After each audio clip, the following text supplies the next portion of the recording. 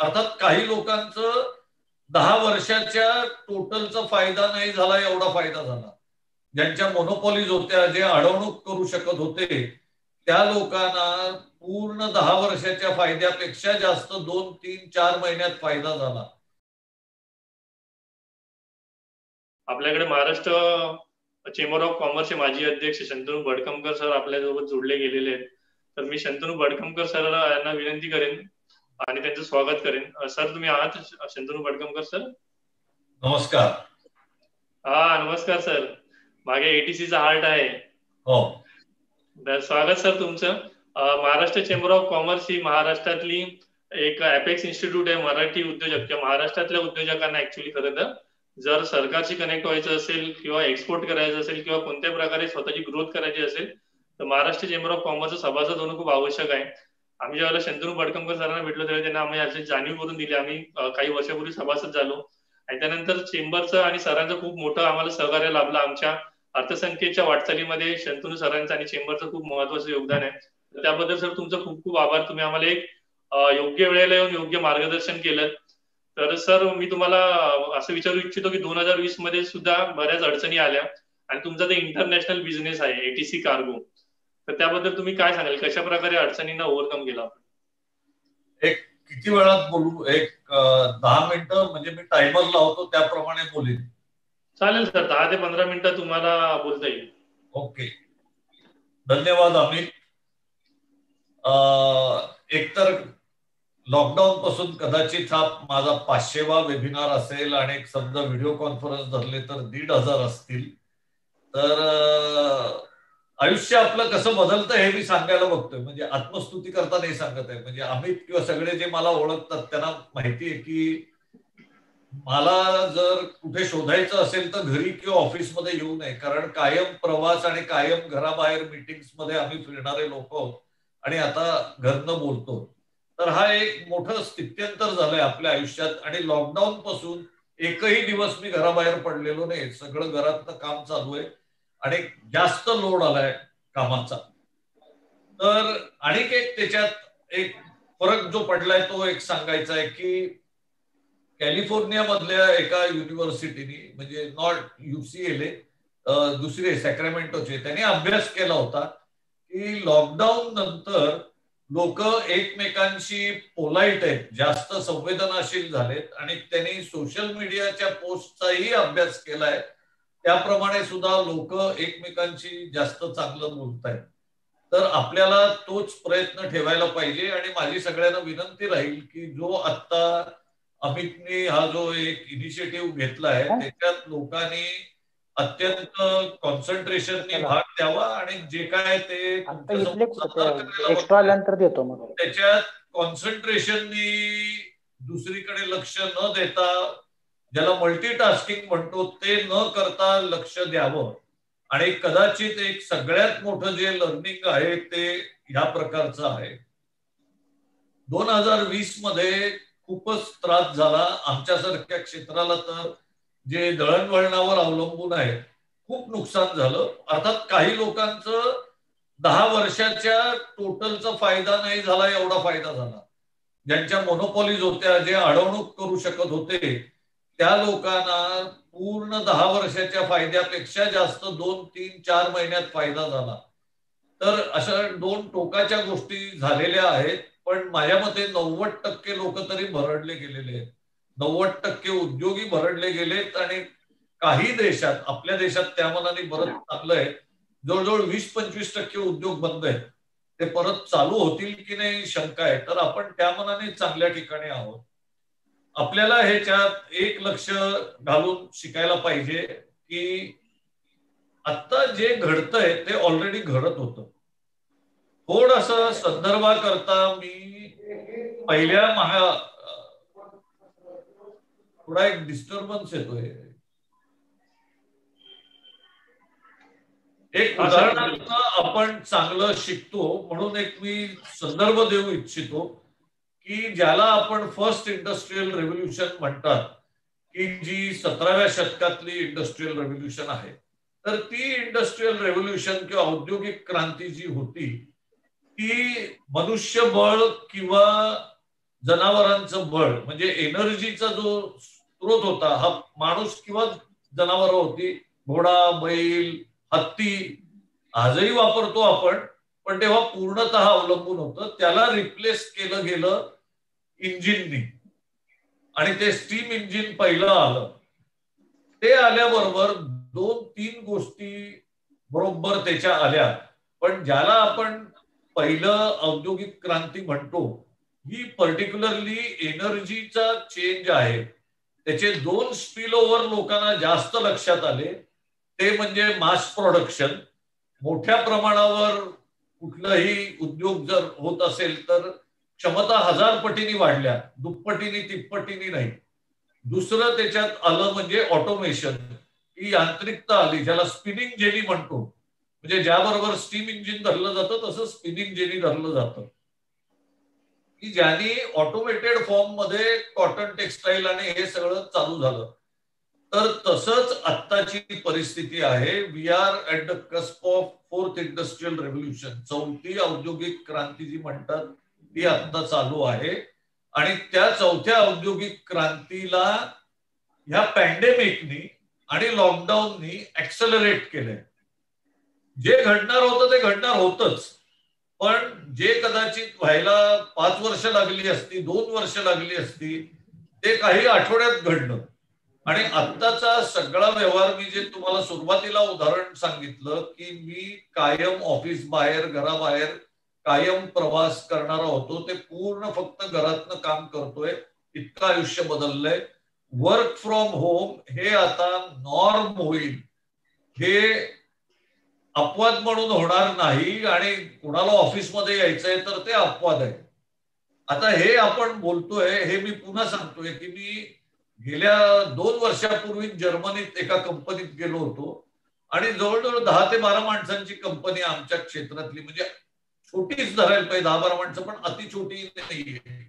पण ते 10च्या 10 माणसं सगळे वर्क फ्रॉम होम तेव्हाही करायचे, लॉकडाऊन नव्हता.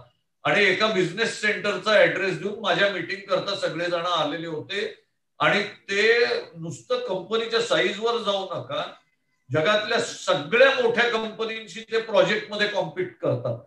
त्यामुळे वर्क फ्रॉम होम मधनंही ते जगातल्या ज्या जर्मनीतल्या सगळ्या मोठ्या कंपनीज आहेत त्यांच्याशी प्रोजेक्टमध्ये त्यांचं जे स्पेशलाइज फील्ड आहे त्याच्यात ते कॉम्पिट करतात आणि मोठा कार्गो हँडल करतात. ते छोटं काम घेतच नाही, हेवी कार्गो मोठ्या प्रमाणावर हँडल करतात.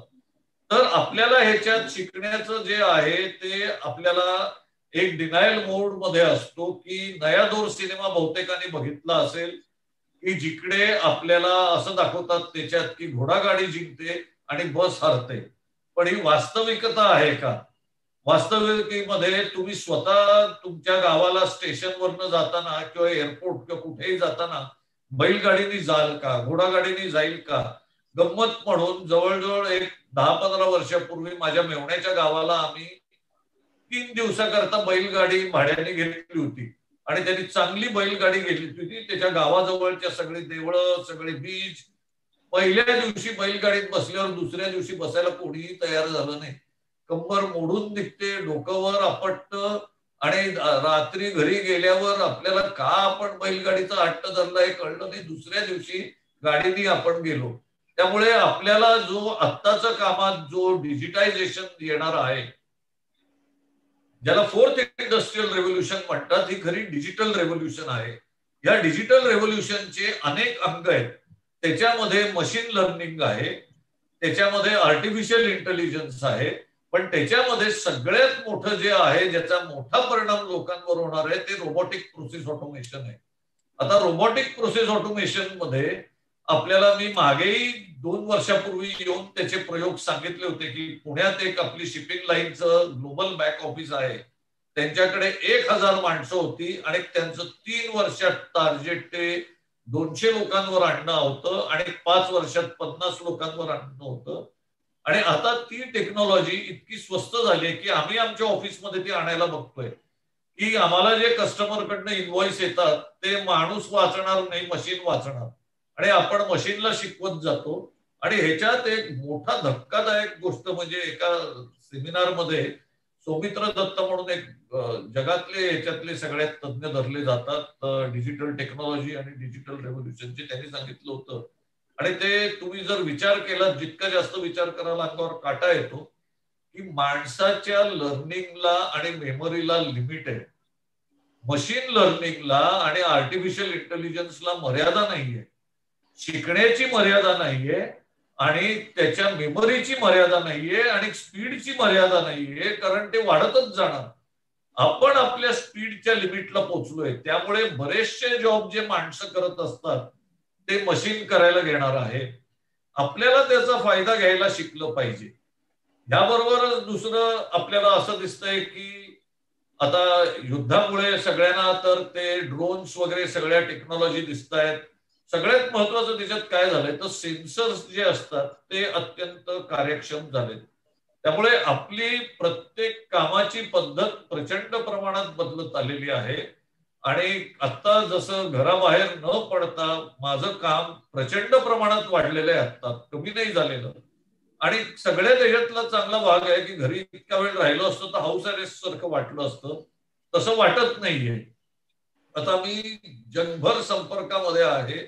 आमच्या हार्वर्ड बिझनेस स्कूलची मित्र आम्ही कधीच भेटत नव्हतो, आता दर महिन्याला आम्ही भेटायला लागलोय, एक सेशन ठेवून. त्यामुळे जग छोटं झालेलं आहे, उलट जास्त बिझी झालेले आहेत लोक. म्हणजे मी जितके इंटरव्ह्यू घेतो लोकांचे, ते सांगतात की जरी 1 तास ऑफिसला यायला मला लागला तरी ऑफिसमध्ये यायचंय, कारण घरातनं काम करायला 2-3 अडचणी येते. एक म्हणजे घर तेवढं मोठं असायला पाहिजे, दुसरं म्हणजे वेळेचा आणि कामाचा आणि आपल्या पर्सनल लाईफ मध्ये असा फरकच पडत नाही. त्यामुळे त्यांना आपल्या ह्याच्यामध्ये जो काय त्यांना एक चेंज आणायला लागतो, पर्सनल लाईफ आणि वर्क, जे स्विच ऑन स्विच ऑफ म्हणतात, ते करणं अशक्य झालंय. तर तेही प्रिफर करतात. तर आपल्याला वर्क फ्रॉम होम मध्ये ते करायला शिकलं पाहिजे, कारण वर्क फ्रॉम होम हे नॉर्म होणार आहे आणि आयटी इंडस्ट्रीमध्ये ते नॉर्म झालेलं आहे. आणि आयटी इंडस्ट्रीचे जर आपण शेअर्स पाहिले तर दुप्पट ऑलमोस्ट सगळेच झालेत, बरेचसे तिप्पट चौपट झालेत. त्यामुळे आपल्याला असं लक्षात येत आहे की ज्यांनी वर्क फ्रॉम होमला ऍडजस्ट केलं ते खूप मोठे झाले. यात आणखीन एक उदाहरण देतो आणि समोरच उदाहरण देतो की आत्ताचं जे नवीन येणारं जे फरक आहे, आणि हे फार जलद गतीने येणार आहे. म्हणजे पूर्वी ज्याला 10 वर्ष लागायची ते आता 2 वर्षात व्हायचं, ते आता लॉकडाऊन आणि पॅन्डेमिक मुळे 6 महिन्यात व्हायला लागले. की आता कल्पकता आणि नाविन्य हे प्रीमियमवर येणार आहे. आणि त्याच्यात अमित सारख्या लोकांना, जे अर्थसंकेत सारखे प्लॅटफॉर्म आहेत की लोकांचा संपर्क आहे, आणि त्यांनी ते प्लॅटफॉर्म करून डिजिटल टेक्नॉलॉजी वापरून पुढे जायचं, जे एक ज्याला आपण दृष्टी किंवा व्हिजन किंवा फोरसाईट म्हणतो, हे दाखवतायत. त्यांनी आता दरवर्षी दुप्पट किंवा तिप्पट व्हायचा विचार करता कामा नये. यांनी पुढच्या 3 वर्षात आपण 1000 पट कसं वाढू असा विचार करायला पाहिजे. आणि हे मी चेष्टेने बोलत नाहीये, तुम्ही आयदर 100 पट मोठे व्हाल किंवा नाहीसे व्हाल, कारण इतर जी माणसं 100 पट मोठी होतील तुमच्या क्षेत्रातली, ती तुम्हाला गिळंकृत करतील. त्यामुळे तुम्हाला चॉईस प्रचंड मोठं होणं आहे. आणि हे कायमच हे कालातीत सत्य आहे की आपण एकदा वाढायचे थांबलो की स्टॅग्नेशन येतं आणि लगेच डिक्लाइन होतो. म्हणजे आपलं रसाला जातो आपण. कुठल्याही साम्राज्याचंही बघा की त्याचा वाढ होत राहते आणि एकदा ती वाढ थांबली की ते खाली जायला लागतं, अधोगतीला जातं ते राज्य. तसंच आपल्याला मोठी वाढ ठेवायला पाहिजे, तितकं तरुण व्हायला पाहिजे, तरुण लोकांना जवळ घ्यायला पाहिजे, त्यांचं नाविन्य आणायला पाहिजे. आणि आपल्याला जे समोर आहे ते ज्याला डिनायल मोड इंग्लिश मध्ये म्हणतात, की असं घडणार नाही, बैलगाडी आणि घोडागाडीच चांगली राहील आणि बस फेल होणार, या आपण भ्रमात राहू नये. डिजिटल टेक्नॉलॉजी वाढणार, ज्याला आपण आर्टिफिशियल इंटेलिजन्स, मशीन लर्निंग. आणि शेवटचं एक उदाहरण देतो आणि मी माझ्या वेळेत पूर्ण करतो, की आमच्या क्षेत्रात जे कस्टम क्लिअरन्स आहे, आमचे अनेक क्षेत्र असतात इंटरनॅशनल लॉजिस्टिक्स मध्ये, तर या क्षेत्रात सगळ्यात हुशारीचं काम जे धरलं जातं ते harmonise commodity description and coding system किंवा HSA. आता जीएसटीलाही तेच वापरलेलं आहे, एक्साईजलाही तेच घेतलंय. ह्याच्यामध्ये कन्साइनमेंट कार्गो क्लासिफाय करणं हे सगळ्यात हुशारीचं काम धरलं जातं. तर एक हा 2 का 3 वर्षापूर्वीचा प्रयोग आहे, म्हणजे आता तर अनेकच चांगला झाला असेल. तर एका इम्पोर्टर एक्सपोर्टर मधल्या 20 वर्ष अनुभव असलेल्या तज्ज्ञाला आणि चांगला तज्ज्ञ कस्टम अधिकारी जो तज्ज्ञ आहे त्याच्यातला 20 वर्षाचा अनुभव असलेला आणि मशीन यांच्या क्लासिफिकेशनची त्यांनी स्पर्धा घेतली. तर जो इंडस्ट्री मधला तज्ज्ञ आहे हा 54% वेळेला बरोबर निघाला. जो कस्टम अधिकारी होता तो 76% वेळा बरोबर निघाला आणि मशीन 94% वेळा बरोबर निघालं. तर ऑलरेडी मशीन यामध्ये आपल्या जे सगळ्यात कौशल्याचं काम आमच्या क्षेत्रातलं आहे त्याच्यात आपल्या पुढे गेलेलं आहे. आणि मगाशी सांगितल्याप्रमाणे मशीन इम्प्रूव्ह होत राहणार. आपण माणसाच्या मर्यादा ह्या कायम राहणार आणि आपल्याला त्यामुळे आपल्या कामाचं जे स्वरूप आहे हे जसं मगाशी उदाहरण सांगितलं, नाविन्य, कल्पकता आणि ह्या ज्या मशीनमध्ये ताकदी आहेत त्या आपण वापरून त्याच्यावर कसं स्वार होऊ. जसं हत्ती सामर्थ्यशाली आहे, घोडा वेगवान आहे, पण माणसाने काय केलं, हत्तीवर होऊन त्याला कंट्रोल केलं, घोड्यावर स्वार होऊन घोड्याची गती आणली. जे हत्तीवर स्वार होतो तो माणूस अभेद्य होतो. तर हत्तीची अभेद्यता आपण आपल्यात आणली. तसं या टेक्नॉलॉजीवर आपण स्वार होऊन आपण मोठं व्हायला पाहिजे. आणि शेवटचं आम्ही ते एक सांगतो की जिकडे डिसरप्शन येतं, जिकडे सगळं परिवर्तन येतं, ह्याच्यामध्ये लहान आणि मोठा भेदभाव होत नाही. त्यामुळे जे लहान असतात, जे मध्यम साईजचे असतात, त्यांना 2 चॉईसेस असतात. एकदम मोठे ते व्हायचं स्वप्न बघून तितकं मोठं होता येईल किंवा नाहीसं होता येईल. हे माझं आता तुम्ही जी दिलेली संधी आहे त्याच्याबद्दल आपलं आभार मानतो, तुमचं अभिनंदन करतो की असेच नवीन नवीन तुम्ही प्रयोग आणि इनिशिएटिव्ह घेत राहता आणि तुमच्या पुढच्या वाटचालीला शुभेच्छा देतो. तसंच तुमच्याशी जे जोडलेले लोक आहेत त्यांना या डिजिटल रेव्होल्युशन मध्ये आपण आहात त्यापेक्षा कमीत कमी 1000 पटींनी मोठं व्हावं अशी त्यांना माझी इच्छा व्यक्त करतो. आणि माझं आपल्याशी जे चर्चा आहे ते संपवतो. प्रश्नोत्तर असतील तर तेही घेऊ शकतो, नाहीतर माझं मी आपल्याशी जे आता चर्चासत्र आहे त्याबद्दल आभार मानून धन्यवाद. खूप खूप धन्यवाद सर. तुम्ही तुमचा वेळ दिलात आणि मुळात इंडस्ट्री 4.0 बद्दल जे काही इन्साइट्स दिले आणि ते पण तुमच्या क्षेत्रातले, म्हणजे मुळात जसं गेले लॉकडाऊन मध्ये मी सुद्धा इंडस्ट्री 4.0 बद्दल बरंच लिहिलं की हॉटेलमध्ये आज जेवण बनवायला यंत्र आलेली आहेत, वेटरचं काम करायला यंत्र आलेली आहेत, ऑटो पायलट वरती गाड्या चालायला लागलेल्या आहेत. कुठलंही क्षेत्र आता इंडस्ट्री 4.0 ने शिल्लक ठेवलेलं नाहीये. म्हणजे गाण्यांना म्युझिक सुद्धा देतात, इव्हन लिरिक्स सुद्धा आता या मशीनी लिहायला लागलेल्या आहेत. म्हणजे तुम्हाला कला जी म्हणतो आपण की ज्याच्यामध्ये खूप मोठं स्किल लागतं त्या गोष्टी सुद्धा यंत्र करायला लागलेत. आणि त्याबद्दल तुम्ही आज विषय छेडलात आजच्या कार्यक्रमामध्ये, ते खूप तुमचे आभार. आणि तुमच्यासारख्या दिग्गजांशी आम्ही जोडले गेलेलो आहोत आणि ह्या विचारांना देवाणघेवाण आम्हाला करता येते याच्याबद्दल आम्ही खूप नशिबान समजतो स्वतःला की तुमच्यासारखी व्यक्ती आमच्या आयुष्यात येतात आणि त्याच्यामुळेच आम्ही पुढे जाऊ शकतो. कारण अदरवाईज आपल्या घरामध्ये किंवा आपल्या मित्र परिवारामध्ये अशा गोष्टी बोलल्या जात नाहीत किंवा इतक्या पोटतिकडे सांगितल्या जात नाहीत की बाबा हे असं आहे, हे असं बदलणार आहे किंवा हे असं बदललेलं आहे. तर त्याबद्दल तुमचे सर खूप खूप आभार की तुमच्यासारख्या व्यक्ती आमच्या आयुष्यात आल्या म्हणून आज आम्ही पुढे गेलो. आणि तुम्ही जे म्हटलं की 1000 पटीने मोठे व्हाल, तर नक्कीच तुमच्या शुभेच्छा आणि आशीर्वाद आमच्या सोबत आहेत, तर आम्ही नक्कीच ते पुढे जाऊ सर. सर एक शेवटचा संदेश काय द्याल 2021 साठी उद्योजकांना? शेवटचा संदेश म्हणजे तुम्ही आता जे सांगितलं की ऑटोनॉमस व्हेकल आलेले, मी त्यात बसलेलो आहे आणि युरोपमध्ये बसलोय आणि 160च्या स्पीडनी जाणाऱ्या गाडीमध्ये ऑटोनॉमस व्हेकल मध्ये बसलोय आणि माझ्या बाजूला एक महिला चालवत होती ती, आणि ती म्हणाली मी चालवलेलं असं चालेल ना? म्हटलं चालेल. मी म्हटलं आता 58च आहे, तेव्हा 58 होतो, आता काय मला काही फार भीती वाटत नाही कशाची. आधी डोकं नव्हतं म्हणून भीती नाही वाटायची, आता काही या गतीची भीती वाटत नाही. आणि अत्यंत चांगल्या पद्धतीने ती गाडी गेली. म्हणजे आपण जे बोलतो हे काल्पनिक नाहीये, हे वास्तवात आलेलं आहे.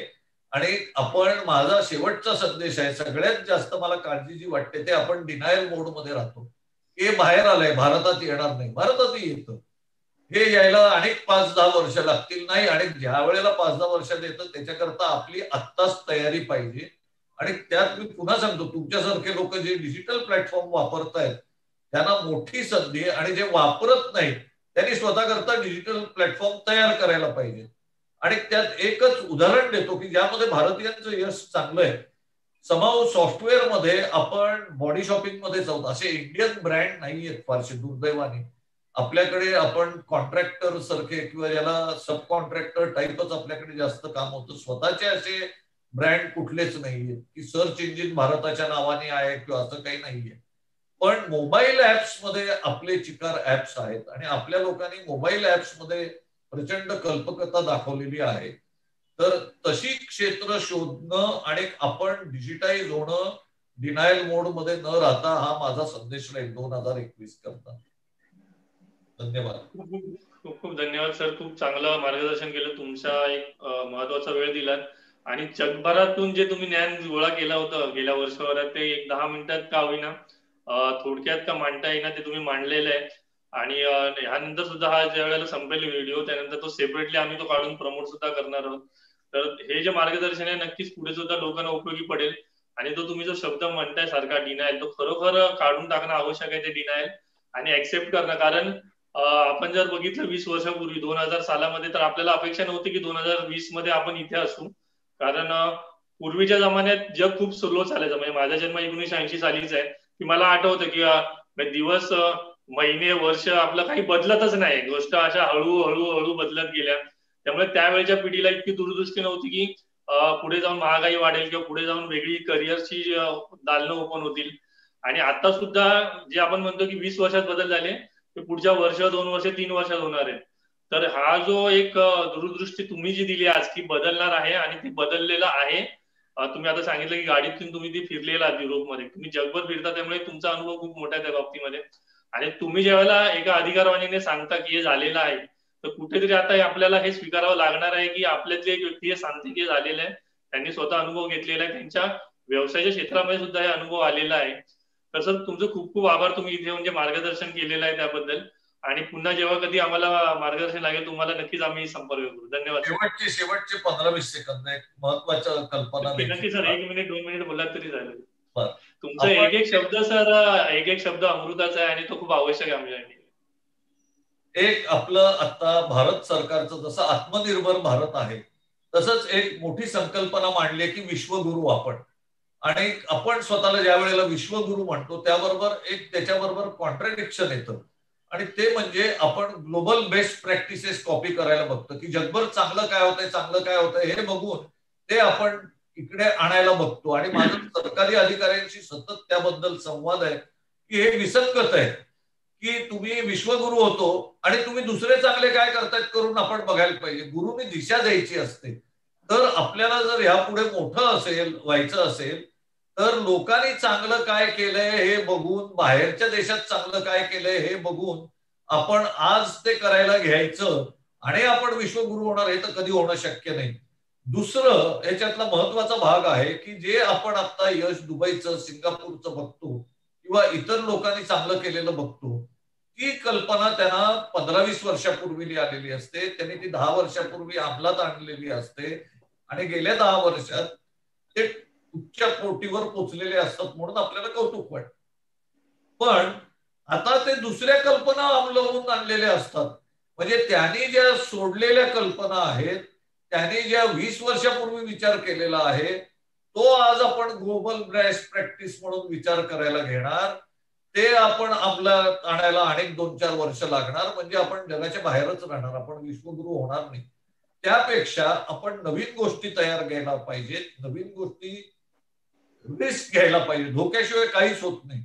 आणि 10 पैकी 2 सक्सेसफुल होतात किंवा 1 सक्सेसफुल होतं. पण जे होतं ते 100 पट आणि 1000 पट मोठं करेल. त्यामुळे दुसऱ्याला कॉपी करण्यापेक्षा स्वतःच्या कल्पकतेला तुम्ही जोर द्या आणि स्वतःची कल्पकता मारू नका. हा मला एक आता जे आपण बोललो त्यावरनं लगेच एक विचार येतोय मनात. धन्यवाद. येस सर, खूप खूप धन्यवाद सर, तुम्ही इथे आल्याबद्दल आणि तुमचा वेळ दिल्याबद्दल.